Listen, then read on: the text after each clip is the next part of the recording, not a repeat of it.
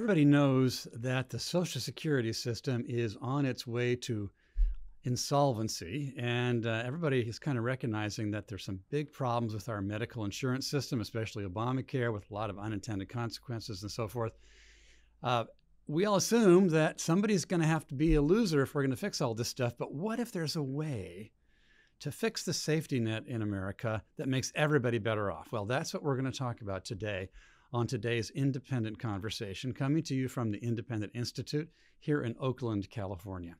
I'm Graham Walker. We're here in Oakland, right across the bay from San Francisco, and the Independent Institute is a publishing and research organization that delves into public policy issues. Today, we have the pleasure of talking about these social safety net issues with a real national expert and specialist on this, Dr. John Goodman. Let me welcome John Goodman. Thank you, Graham. Glad to be with you. It is a real pleasure to have you, honestly. We're excited to have you with us, especially because you have just, with us, published this great new book, New Way to Care, Social Protections That Put Families First, which is available both on Amazon and through the Independent Institute website, which tackles these issues. Now, let me just say, before we start into the meat of the thing, John, if I may call you John. Of course. Thank you. That John Goodman is worth hearing because he has testified before Congress on healthcare. He is a noted economist with study at Columbia University. He's published 50 studies or so on health policy and retirement reform and so forth, 10 books under his belt. You've taught and researched at Columbia, Stanford, Dartmouth, Southern Methodist, and so forth. I've seen you also on TV, Fox News, CNN, PBS, CNBC. You're almost ubiquitous on television, John. People are going to think I'm really old after you keep rattling off all this Yeah. stuff. How did you accomplish all that stuff in your mere 37 years? I don't know how you did that. Yeah. Well, so why was it, John? I mean, again, preliminary, why was it that the Wall Street Journal called you the father of health savings accounts? Well, I share that with Pat Rooney, who was chairman of Golden Rule Insurance. And I was the intellectual and he was the business guy. And I had this idea about health savings account as a theoretical notion. And he put it into practice at his insurance company. And we went to Washington, and it took a while. In fact, it took a decade.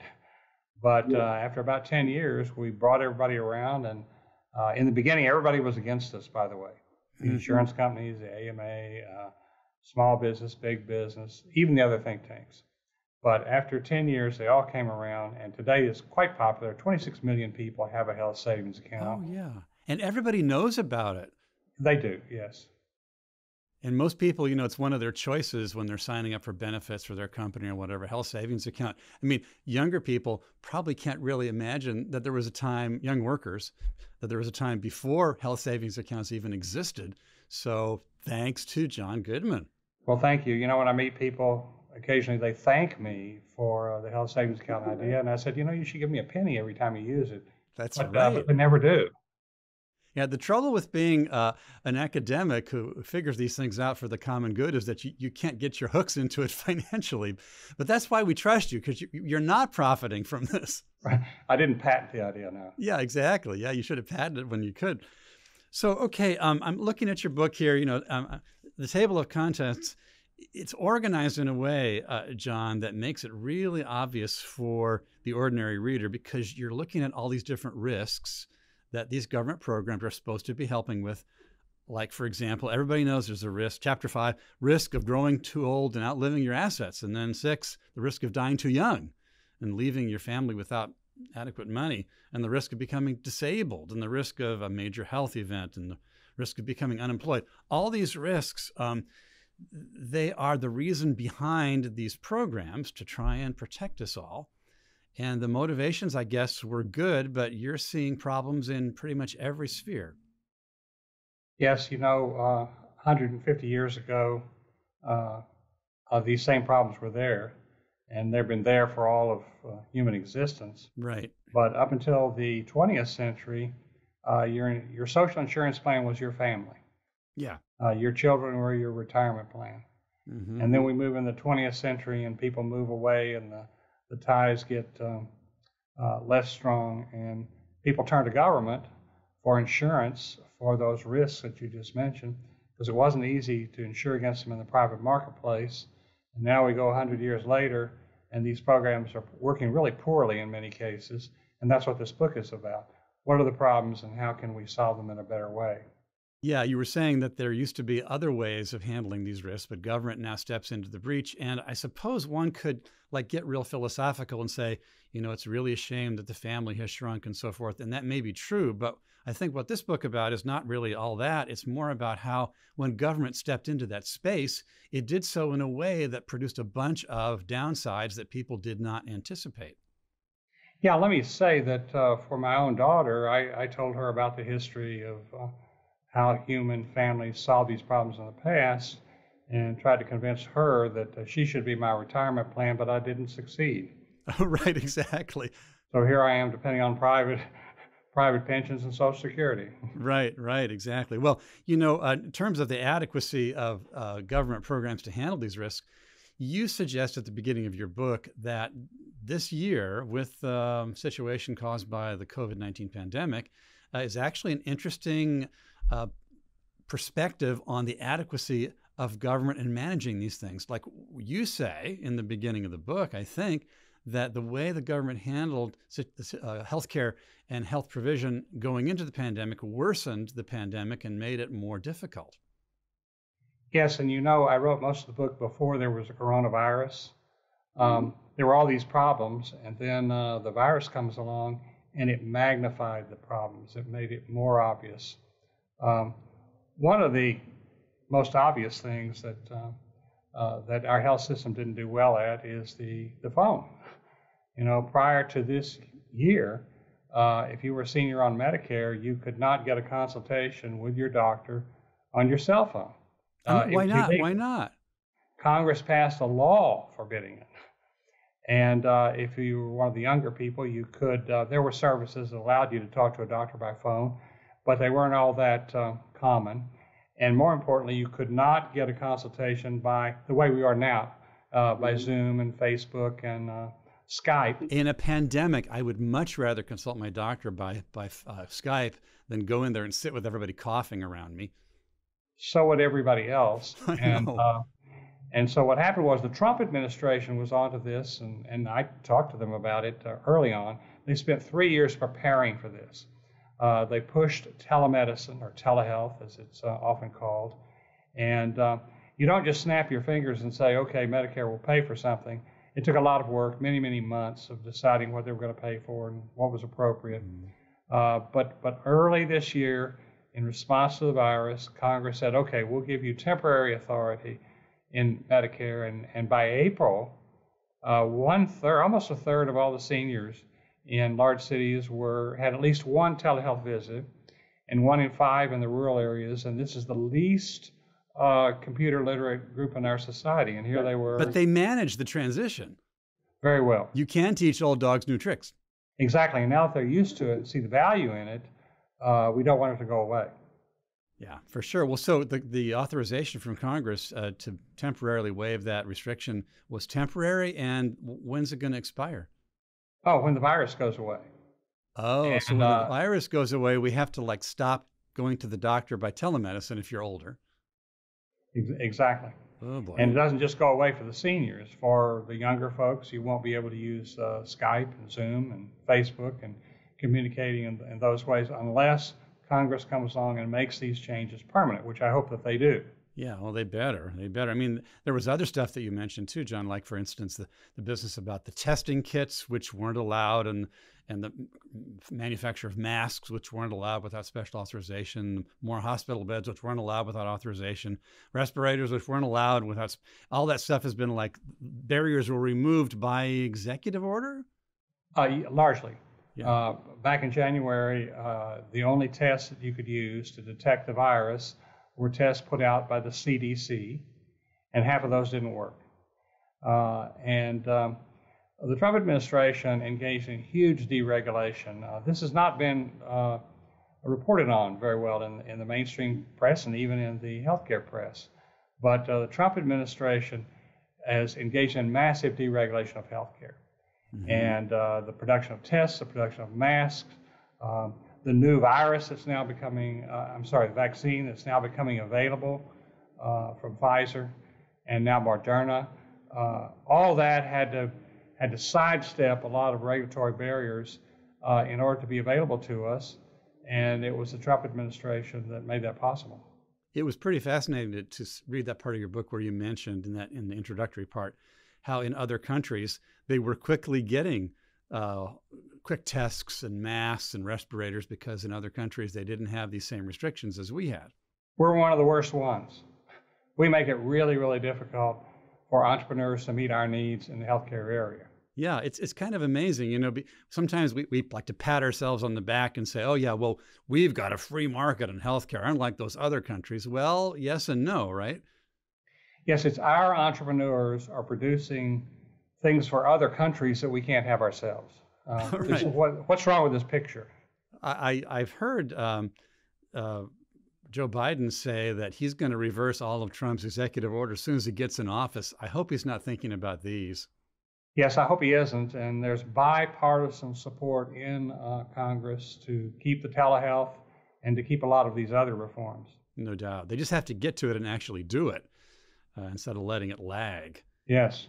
So, okay, just as pausing for a second here and mentioning that we do have a bunch of people with us today through our partner ThinkSpot, which we're so grateful for ThinkSpot being a partner with us in this live stream. And also we have folks joining us through other platforms, including Facebook and YouTube and so forth. We are welcoming questions from participants today, and the different mechanisms that you're using have a way of submitting those questions. Please use those, and the questions will get to me, and I will pose them to John Goodman in a few minutes. So if you're on the line with us today and you've got a question, get ready. I'm going to turn to you in a minute. So going back to you, John, we're looking at the ways that the coronavirus showed us defects in our healthcare system. What about our Medicare system specifically, and about Social Security? What have we learned about defects there? Well, I've already mentioned that in Medicare, when we entered the year, it was illegal for doctors and patients to talk to each other by phone, email, Skype, Facebook. So that tells you something about Medicare. What most people don't know, remember, it was only a few months back that you saw a lot of people saying we want Medicare for everyone.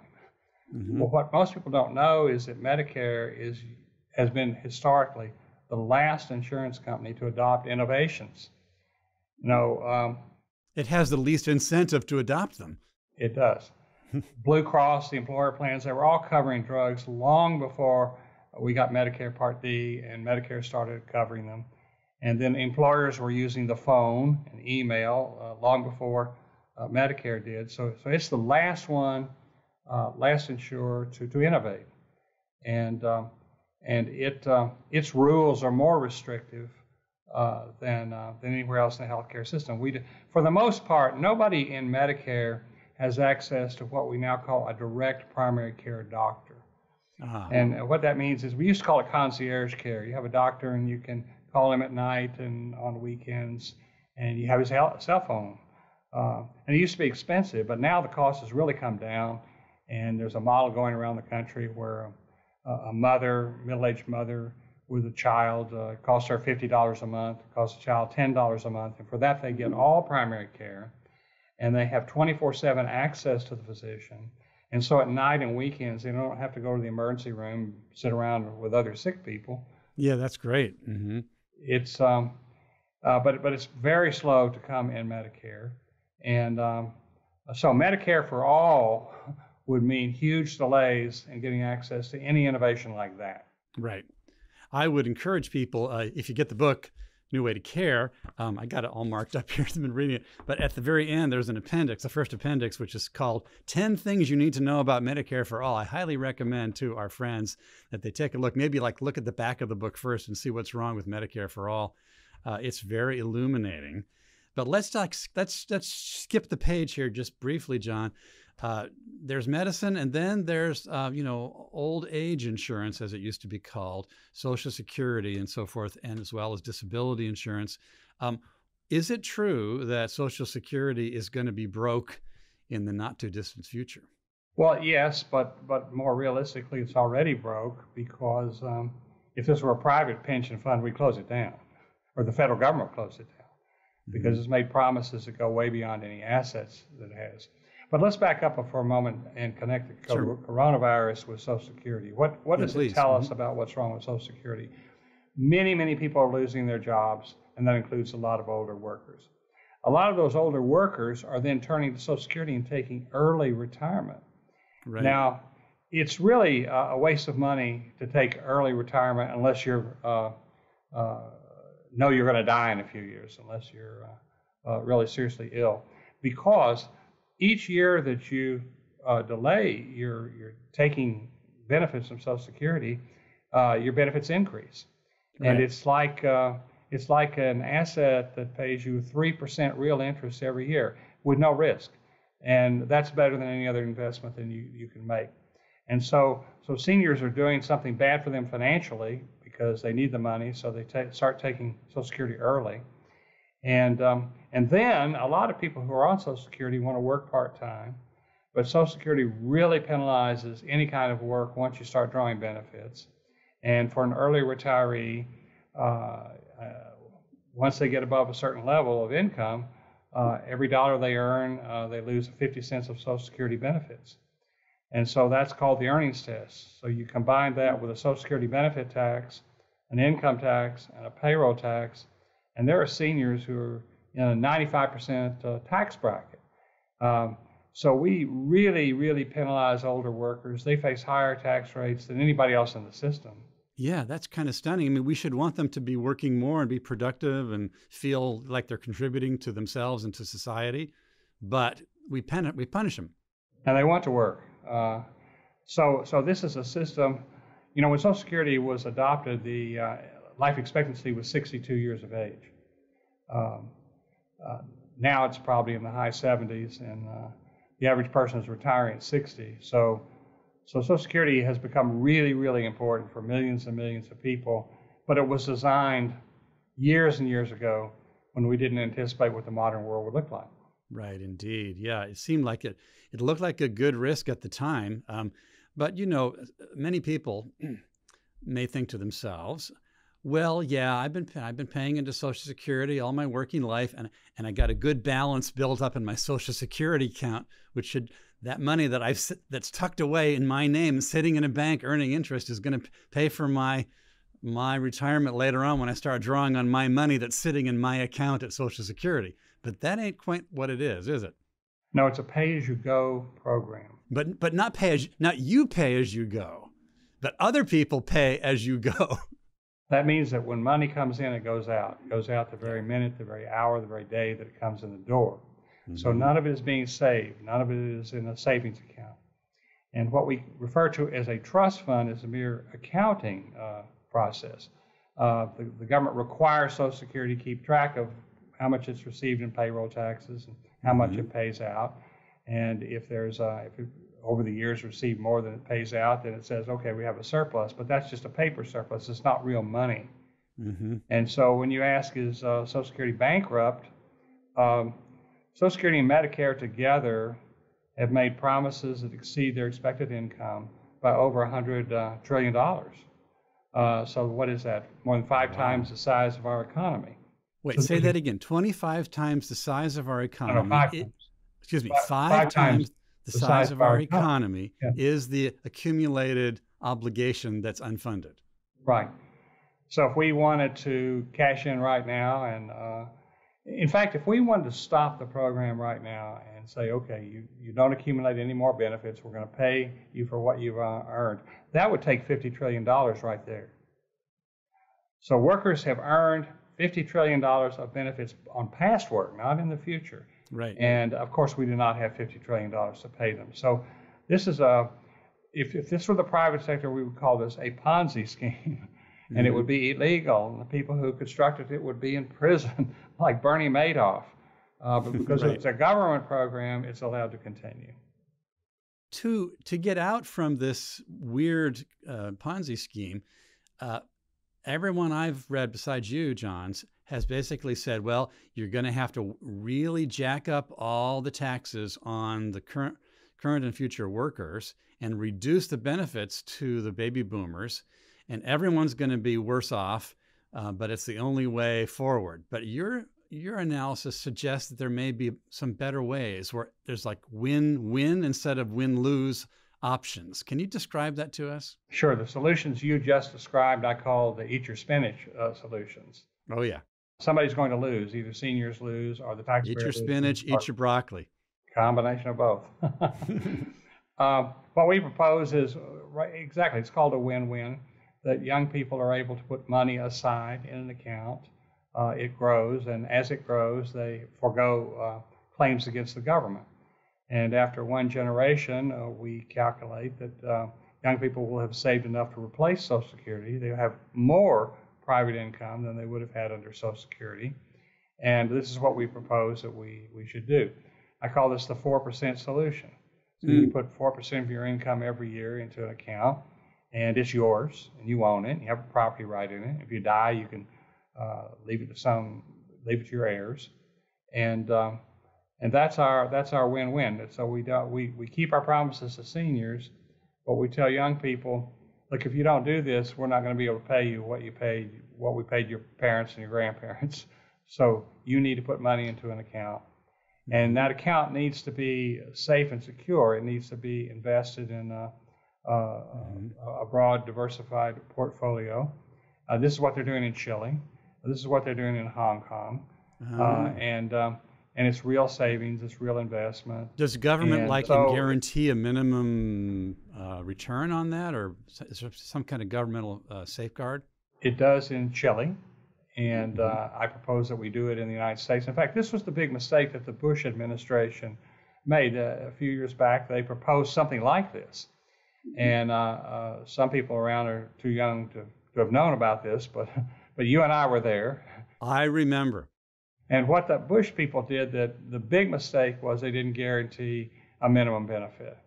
And I always thought we ought to say to the person who's saving, we guarantee you will not be worse off than you would have been in the Social Security system. So if you do this, you can only gain, you can't lose. That sounds palatable politically. Yes, it would be. And I've talked to Democrats who said, my gosh, if that's what Bush meant, I would have been for that. Yeah. I mean, of course, maybe for a free market purist, like maybe I am some of the time, you kind of think, well, people should have to bear the risk of their own investments. But if we insist on that, the transition might not happen. Well, when you say bear the risk, we're not going to let them take a lot of risk, and they don't in Chile. You have to have a diversified portfolio, and there are funds that sell these investments to the workers. But it has, by what I mean by diversified, is the slice of the whole economy. So as long as the economy does well, you will do well.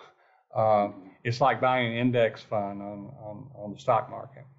And those are the kinds of investments you have to hold. You're not going to be allowed to make really risky investments. If you want to do that, you have to do it with your IRA or in some other form.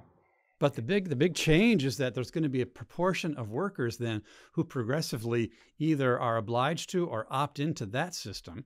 And instead of just sending their money off to be absorbed by the government, they're going to have to it'll be invested in actually achieving economic productivity as an investment. Right. Now, but I need to remind you, they still have to pay into the system in order to support old folks who are now dependent on the system. We can't cut the old folks off. I mean, they spent their whole life paying in, and now they expect benefits. But the younger generation will be a transition, I hope, to a new system in where each generation pays its own way. So that transitional thing is of great interest to me. I think I begin to understand some of the ideas there, but let me just lay it out as I see it, sort of as a problem logically. So if we begin to go from a system that is not funded, that is to say it's pay as you go, to a system which is either fully or at least partially funded, there's going to be a period of time, presumably, where payments made from younger workers are going to be going partly, at least, into their own accounts, investment accounts. That means that fewer dollars will go into the direct transfer to current senior citizens. There's going to have to be a transitional funding situation in there, which political support for which would be quite important. Yes, that's true, but I'm not sure I like the way you described it. Again, we've got to pay the 12.5% of payroll for seniors because we can't cut them off. No. And this is part of the deal, that seniors get what's been promised, but in return, the young people get to put money aside that's going to be, under the Bush administration proposal, would have been funded by the government itself. So you would get a payroll deduction and you would put it in the account. And but however we fund that transition, we have shown that everybody ends up better off. I think you mentioned in your book that some other countries have done this transition and they handled the transition cost issue. Can you speak to that? Sure, there are about 30 countries in the world today that have completely or partially privatized their Social Security system. The most successful, I suspect, is Chile. Hong Kong is quite successful. We don't tend to talk about Singapore having a Social Security system, but they really have probably the best of all worlds. In Singapore, people are required to save for their own retirement, and they put money aside, and it grows. There are more millionaires per capita in Singapore today than anywhere else in the world. So Singapore has made its population rich by forcing them to save. Singapore does not have a welfare state. Singapore looked at all the things that Europe did wrong and said, well, we don't want a European-style welfare state. We want people to save for their own problems. And it's really a remarkable country and a remarkable system. They are obligated to save that way, but they retain title to what they save, correct? They do. Yeah, so it's actually not state-centric. It's just an obligation imposed upon them to save for themselves. They have to save, and the save is for retirement, although they can use money to buy a house. They have to save 6% a year for health care. So it's health care, housing, retirement, disability, all the things, all the risks that you mentioned earlier in our session here today. In Singapore, there's private savings. That's the insurance plan. The question of transition costs is certainly different for a continent-wide country like the United States compared to a little tiny island like Singapore. One of the things you mentioned, like halfway through your book, is the possibility that the U.S. federal government possesses assets which could actually both reduce the federal debt and fund some of this transition cost. What was that about? Can you explain how that might work? Well, there are trillions and trillions of dollars of assets. Something like over $30 trillion, I think, according to your text. Okay. And what are they? Most towns have a post office. And it's this grand old building. And where is it? It's often sitting in very expensive land. And so if the government sold that, it would reap a lot of money. I mean, Donald Trump built his hotel inside a government building in Washington, and we could be doing that all over the country. Now, there's resistance, I might point out. So a lot of small towns like their post office, but there's money to be had if we sell those assets. Not to mention mineral rights. Oh, absolutely. So, and oil up in Alaska and so forth. So a lot of the transition costs could be paid for by selling government assets. That's fascinating. I mean, I'm very concerned about our national debt, and it's been growing dramatically during the last two administrations, including Donald Trump's. But keeping it in perspective, I think it's important too. It's kind of a side issue, but the magnitude of federally owned assets is so huge.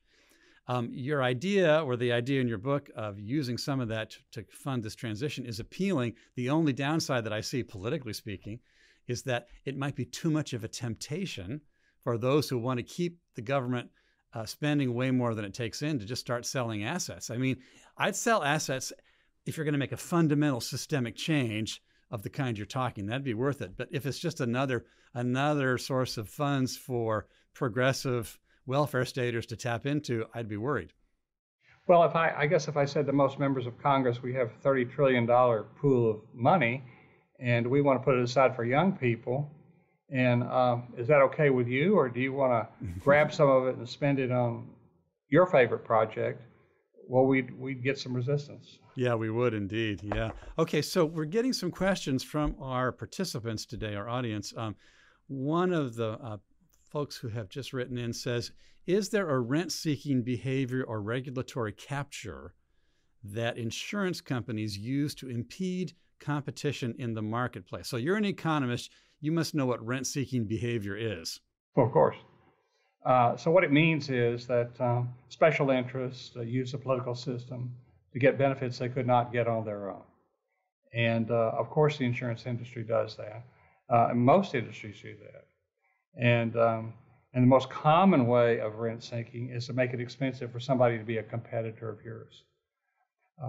So one way to make it hard for someone to compete with you is occupational licensing. You know, 1/3 of all the jobs in the country require a government license. Well, why? 50 years ago, they didn't require a government license, and we all seem to have survived. Well, it's because people in the market want to make it difficult for others to come compete with them. And yes, insurance companies do that. But that's not the biggest problem with health insurance. The biggest problem with health insurance is too much government regulation, which prevents us from having the benefits of a free market. Another question just come in. This is pretty simple, but it's pretty profound, really. What do you predict, John Goodman? Do you think that American healthcare will become better or worse in the next few years?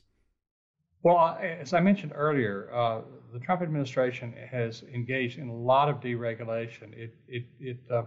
Let me just give you another example we haven't talked about yet.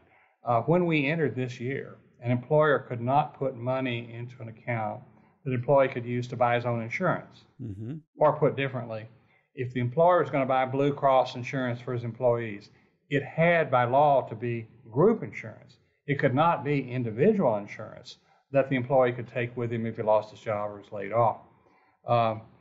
You might think that's a really silly obstacle, but the Obama administration believed in it so much that it threatened to fine employers if they put money in an account for the employee to have personal portable insurance.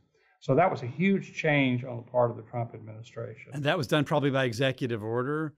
That was done by executive order. Okay, so it's through the process where people get to comment, and it took a long time to do it, but it became law on January 1st. Very few newspapers wrote about it. A lot of employers still don't know about it, right. But it's going to be a lifesaver going forward. Portable insurance is an extremely attractive concept to ordinary people. I mean, this isn't a partisan thing. The idea that you could have your own health insurance account and take it with you, no matter what happened to your employment. I mean, employers would love it. Employees would love it. Why didn't the Obama folks like it? It's hard to explain the bureaucratic mind, but they were afraid that people would go into the individual market and get a bigger subsidy from the government than they were getting at work. This is misplaced worry, in my opinion. But the Trump administration comes down fully on the idea of personal portable health insurance. And going forward, I think we would need to go even further than what the Trump administration did. But that's really important. I'll give you one more example. I mentioned the direct pay doctor that you can talk to on your phone at nights and on weekends. We could not until this year. The employer could not put money into an account so the employee could choose one of those doctors and pay the monthly fee. Now, how ridiculous is that? But again, the coronavirus and executive order helped move us in that direction. So in many ways, healthcare is going to be better in the next few years than it has been. So long as these incremental changes don't get reversed. That's right. But they're going to be hard to reverse. And the reason they're going to be hard to reverse is because when you have several million people taking advantage of them, it's real hard to take the benefit away. Yeah, which kind of reminds me of the political calculation that we heard about back in the early Obama administration when Obamacare was being passed, by just a tiny margin of votes in Congress. The argument was made by those supporting it that we just got to get this thing going, and then people will be so invested in it that they won't be able to overturn it later. An inertia is built. Well, maybe the same thing is true with some deregulation. Well, that's right, and the principle is the same. People get used to something, they benefit from it, and it's hard to change it. So what I have felt, where I think the Republicans missed the boat on Obamacare is they kept talking about wanting to abolish the whole thing. I tried to convince them, no, healthcare needs to be reformed. The Democrats put initially $1 trillion on the table to reform healthcare. And by the way, the reason where that $1 trillion came from, a lot of it came from insurance companies that lobbied for Obamacare. drug Ah. companies like Hmm. Pfizer that favored Obamacare. And so a lot of these special interests agree to be taxed in order to put up money so we can have Obamacare. So we had a lot of Republicans that said, well, let's repeal this and give the money back. I said, why do you want to give the money back to these guys who were trying to ruin your life? Let's keep their Right. money and let's instead have a tax cut for individuals, a tax Hmm. credit in a free market for health insurance. And that was my answer to Obamacare.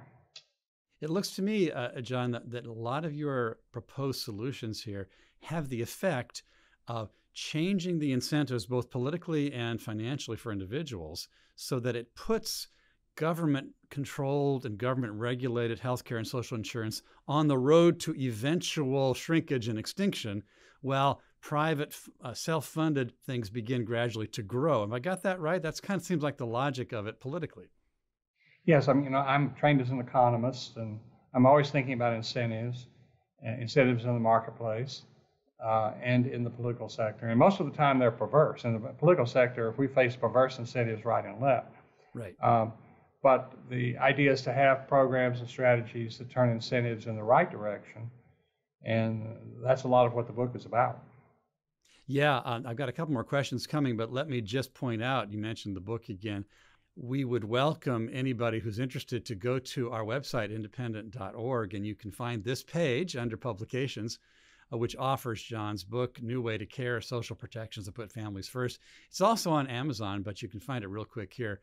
And I encourage you to consider getting your own copy of this book while there's lots of copies and the discussion is hot. Well, your page is so much more attractive than the Amazon page. Oh, way more attractive. Yeah. I would encourage everybody to come to your page. So here's another question. Do you think states could be empowered to fund a more efficient form of government subsidized health care similar to Romney Care in Massachusetts, smaller scale? Well, President Obama said his idea came from Romney Care. So Obamacare is an extension of Romney Care, but it's more regulated and more bureaucratic than Romney's system. Um, the technical word for that is managed competition. And the worst thing about managed competition is that it gives the insurers incentives to attract the healthy and avoid the sick.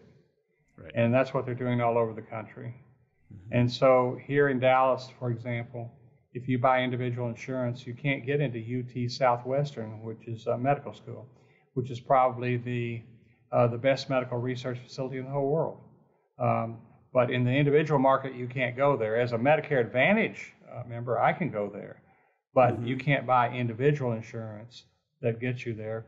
Down in Houston, MD Anderson Cancer Center, one of the top centers in the whole country, they won't take Obamacare insurance. So we have a race to the bottom. Wow. And that's the problem with that whole model. And a win-win solution is to get rid of those perverse incentives and create a market where insurers and health plans make a profit from meeting your needs. So in other words, Romney Care is really not the model that you're recommending. No. Yeah. Because Obamacare is Romney Care writ large. And what you want to do is restructure the incentives so that there can be a continuous growth in the attractiveness of private, fully funded care systems, whether in medicine or in retirement funding, right? Right. In a good healthcare system, in a good individual market, Cancer Treatment Centers of America, a lot of you have probably seen their advertisements on TV, but they're not in the Obamacare market. But in a good system, they would come into the market and they would say, if you have cancer, we want you. That's what we specialize in. But do you know that they're not allowed to do that because the insurer in Obamacare can't specialize, and they can't ask health questions, and they can't ask for health records, which of course is what you want to do if you're going to specialize. So we don't have any way of getting the right patient to the right plan. So there are a lot of just common sense ways to improve Obamacare, and we've gone 10 years and no one's paid any attention to them. Another question coming in. Dr. Goodman, this sounds nice, but what about pre-existing conditions? I think you've already addressed that. We're treating them worse.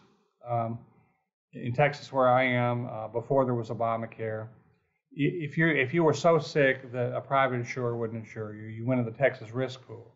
Now, your premium was higher, but you had a standard Blue Cross plan. You could see any doctor, go in any hospital. Today, you can't.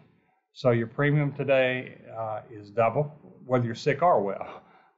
Your deductible is 3 times what it is at a typical employer plan. And we have a race to the bottom where the insurers that are surviving, what they really are is Medicaid contractors. And they don't have access to the best doctors and the best hospitals.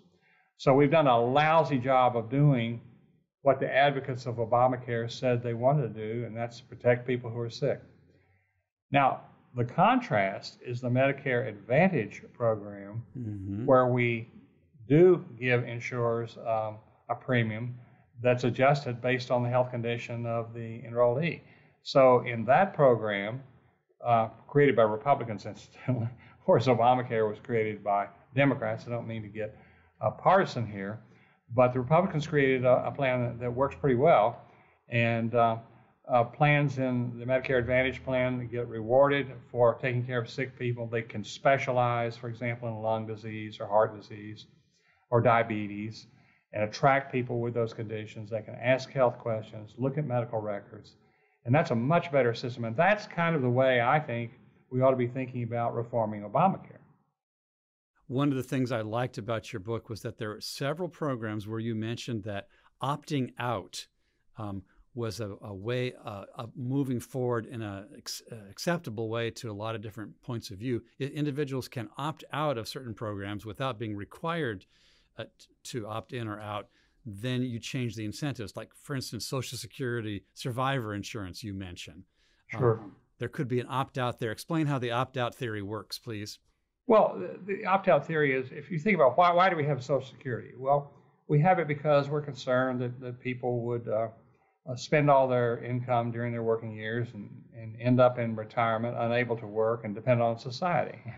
So our thinking is, okay, we're not going to let you do that. We're not going to let you live your life in a way that imposes a burden on the rest of us. So we're going to force you to pay into a plan. Well, we have millions of workers right now in the United States who have a company pension, and those pensions are insured by the federal government.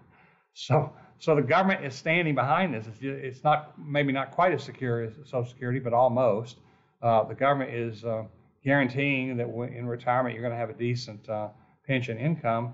And so if you have that, why do we make you pay into Social Security? And we have all kinds of programs like that. There's city and county governments that have post-retirement health care. Well, if all that's paid for, if you paid for it during your working years, why do you have to be part of Medicare? So there are a lot of alternatives to bureaucratic, expensive government programs. And I argue in the book, we ought to let people opt out. So if I could show you that I have provided for my income and my health care in retirement, I want to forego Social Security, I want to forego Medicare, and I want you to pay me something. Since I'm going to forego benefits, I have to have an incentive. I have to have a reason not to double dip. And so we're going to have some transactions here. But you mentioned the words win-win earlier. This is my idea of win-win solutions. The taxpayer gains and I gain if we have a deal that makes us both better off. Mm-hmm. Yeah, people need to hear this because this is going to make a real transition to sustainable programs possible. I mean, when I listen to you and I read your book, I would describe your strategy, just like in my layman's terms, as like gradual marketization of all these things and putting governmental control gradually into shrinkage.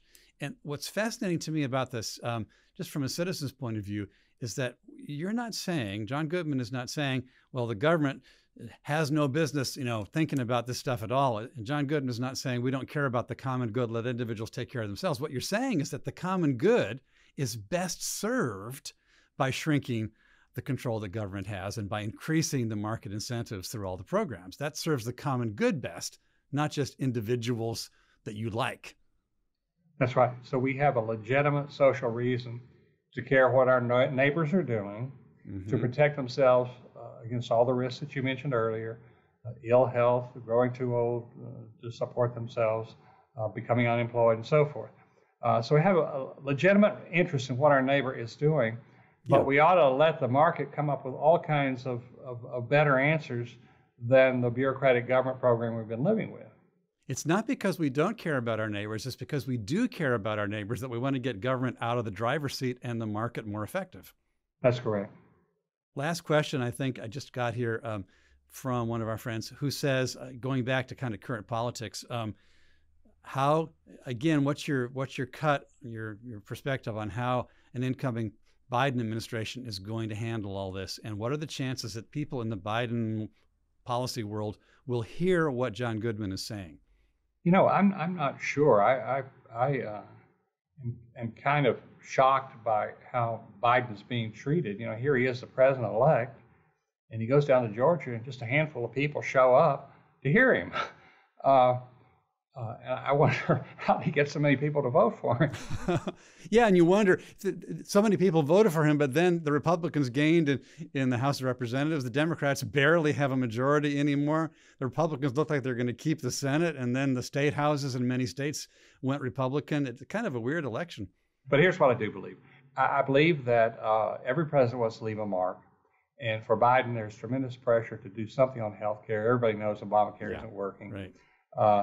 On his left, he has people who want Medicare for all. On his right, people who don't like Obamacare. So nobody's together on this. He can spend 4 years fighting with Republicans, getting nothing down. Republicans will probably control the Senate for the next 2 years, and odds are they will take the House in 2 years. And so if he doesn't deal with Republicans, nothing will be done. So I wouldn't be surprised at all if Biden says, okay, I want to get together with by the way, he has a history of bipartisan work. I mean, he does, yeah. This wouldn't be out of character for him. So I wouldn't be surprised at all if he doesn't propose to do something with Republicans. Now, I'm thinking in advance of this, by the way. I'm already talking to some people on the Hill about what a reasonable bipartisan reform might look like, because I'm convinced it's going to look something like this, of course, I think. Yeah. Yeah, I'm convinced that neither party knows what to do, and so we need to step into this void and give them some good ideas. Yeah, there's definitely a void here. There's a lack of, in the mainstream media, there's a lack of this kind of creativity that gets beyond the obstacles. And we are grateful that your new book, New Way to Care, Social Protections That Put Families First, really does lay out a reform agenda that all sides could embrace if they understood it carefully. So let's encourage all our friends on this call to get a copy of the book, to talk about it. Pay attention also, because I predict, John, that over the next month or two, you're going to be kind of visible on the media. You may be publishing op-eds in various key places. I'm not going to name them now, but for all of our viewers, just stay tuned to John Goodman and to this agenda for reform that can move us in the right direction. So also, yeah, and I should mention that John Goodman also is the head of the Goodman Institute, which specializes in these kind of policy questions. Is that right, John? That's right. So we're grateful for our partnership. And if you want to learn about us, just come to goodmaninstitute.org. Right. And thank you for having me here today. I've enjoyed this. It's a delight. Yeah. And so we encourage all our friends, visit Goodman Institute, visit independent.org, buy the book, talk about it with your friends. New Way to Care. Social protections that put families first. John C. Goodman. This is the viable future for which we thank John Goodman and all of our friends who joined us today. This is Graham Walker saying goodbye from the Independent Institute, and we will see you all again. Take care.